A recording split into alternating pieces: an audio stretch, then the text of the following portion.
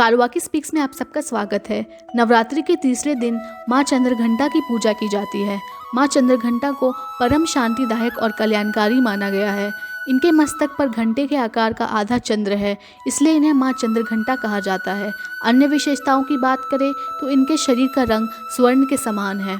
माँ चंद्रघंटा देवी के 10 हाथ हैं। इनके हाथों में अस्त्र शस्त्र विभूषित है। इनकी सवारी सिंह है। नवरात्रि में माँ चंद्रघंटा की पूजा का विशेष महत्व बताया गया है।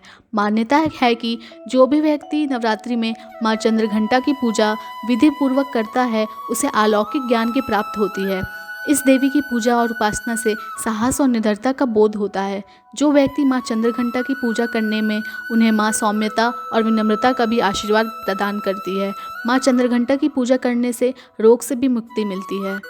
पौराणिक कथा के अनुसार जब दैत्यों का आतंक बढ़ने लगा तो माँ दुर्गा ने माँ चंद्रघंटा का अवतार लिया। उस समय असुरों का स्वामी महिषासुर था, जिसका देवताओं के साथ भयंकर युद्ध चल रहा था।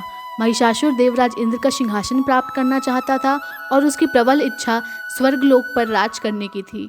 उसकी इस इच्छा को जानकर सभी देवता परेशान हो गए और इस समस्या से निकलने का उपाय जानने के लिए भगवान ब्रह्मा, विष्णु और महेश के सामने उपस्थित हुए। देवताओं की बात को गंभीरता से सुनने के बाद तीनों को ही क्रोध आया। क्रोध के कारण तीनों के मुख से जो ऊर्जा उत्पन्न हुई, उससे एक देवी अवतरित हुई, जिन्हें भगवान शंकर ने अपना त्रिशूल और भगवान विष्णु ने चक्र प्रदान किया। इसी प्रकार अन्य देवी देवताओं ने भी माता के हाथों में अपने अस्त्र सौंप दिए। देवराज इंद्र ने देवी को एक घंटा दिया, सूर्य ने अपना तेज और तलवार दी, सवारी के लिए सिंह प्रदान किया। इसके बाद माँ चंद्रघंटा महिषासुर के पास पहुंची। माँ का ये रूप देखकर महिषासुर को ये आभास हो गया कि उसका काल आ गया है।